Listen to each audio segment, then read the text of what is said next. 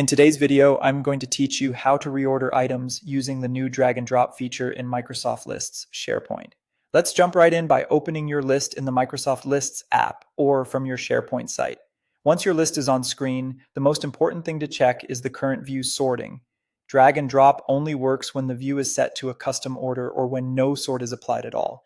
If your items are being sorted by a column, the list will keep snapping back to that rule and won't let you manually change the order. To clear an active sort, open the sort options on the column that's controlling the order and choose none. That tells the view to stop auto sorting so you can take full control. If you're unsure which column is sorting the view, look for sort indicators on the column headers.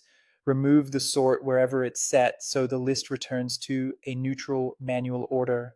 With sorting cleared, move your pointer to the far left of the item you want to reposition. Hover until you see a gripper icon, usually two short horizontal lines, or a hand icon. That's your cue that the row is draggable. If you don't see it, confirm you're in a standard list view, not a grouped or quick edit view, and that you have permission to edit the list. If you want to move several items together, select them first using the round check boxes on the left. Selected items will travel as a group, which is perfect for reorganizing related tasks or priorities without moving each one individually.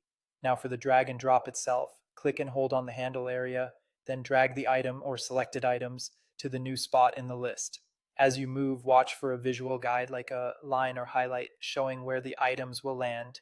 If your list is long, pause near the top or bottom edge to auto scroll. When you've reached the right position, release the mouse button to drop them into place. After you let go, a confirmation message will appear letting you know the move is complete. Your manual order is saved to this view automatically. Keep in mind if you switch to a different view that has sorting applied, the display order will change to match that view's rules. Come back to a custom or unsorted view to see your manual arrangement again. That's it. Open the list, clear sorting, use the drag handle, and drop items exactly where you want them. Thanks for watching and happy organizing.